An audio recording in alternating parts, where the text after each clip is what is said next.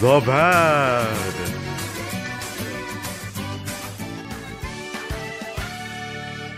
Despite the positivity of last episode, the Bang Zoom dub has one big problem, and that problem is...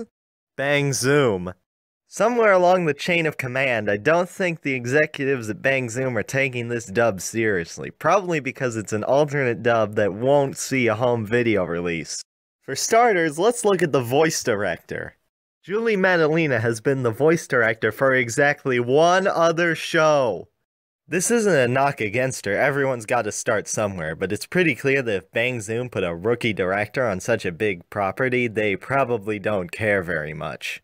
But how does this translate into the actual show? Well, the script has problems ranging from the minor, from the energy that I'm sensing now, to the major. Yeah, and the coolest part is that unlike me, he doesn't even need other Saiyans to reach that level. He can transform all by himself. To the absurd. Can you feel the fire that's burning in his heart, focusing on the quieting of the planet so that all that is there may disappear? That last line is the one time I can say this dub gets into big green territory, and that's sad. I suspected that you were behind all this trouble. When was it that we last met? 300 years ago? I know that you stop at nothing to satisfy your evil desires, and in that I recognize the influence of your father, the spitting image! This is the kind of thing that could have easily been caught in a script revision, but I just don't think Bang Zoom cares enough and would rather rush this one out the door. There are also issues with terminology, such as Funimation names mixing with translated Japanese names, and even an all-new wrong name for Roshi. Cannon! Special beam cannon! But I don't plan on letting you beat the master! Alright, boys, check out the original Tommy-san style secret skill! Now, just like with last time, I'm going to be narrowing my focus to a handful of characters that I think each represent a different problem with this dub. The first of these, in the category of wrong casting, is Beerus. First of all, there's one thing you must understand about Beerus. He's a kitty cat. He's petulant, self-absorbed, and would rather spend most of his time eating and sleeping rather than doing his job. I love cats. Unfortunately, it seems Bang Zoom decided to cast Beerus' voice not based on his personality, but based on his title alone, resulting in this. It's quite nice. A good balance of saltiness helps make the dish to my liking. You're merciful, my lord. I'm not finished. I dare say it's a bit greasier than I prefer. Well, not to worry. Only half your world shall be shattered. Half of our world? Now, John DeMita is a perfectly fine actor, and this is a perfectly fine voice, but for Beerus, he just feels off, and that becomes immediately apparent when he has to be goofy. What? Did you say pudding?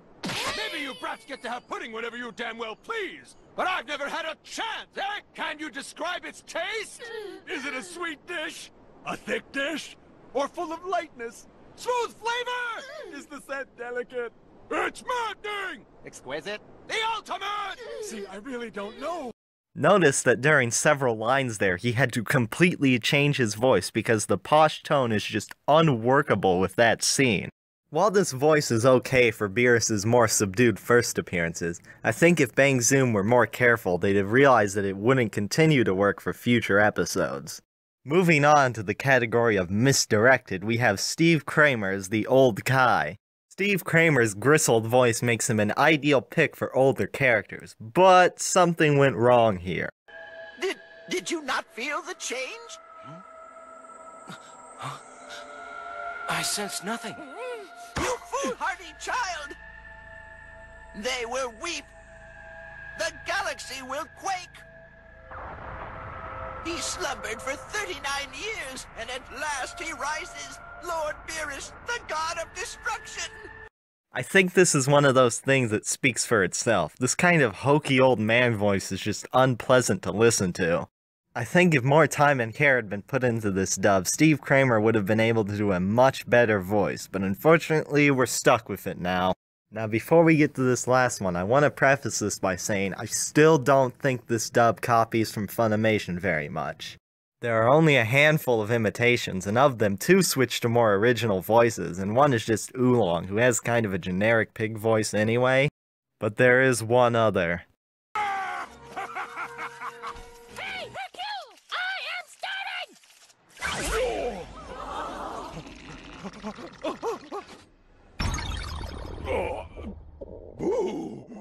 This one is undefendable. Boo has the worst traits of his Funimation voice amplified to a ridiculous degree here. Hercule, I'm very, very hungry! Of course, but Boo, I'm a little busy right now, so... No actor could have made this voice work, and clearly something else should have been done, but I just don't think Bang Zoom cared. I am hungry now!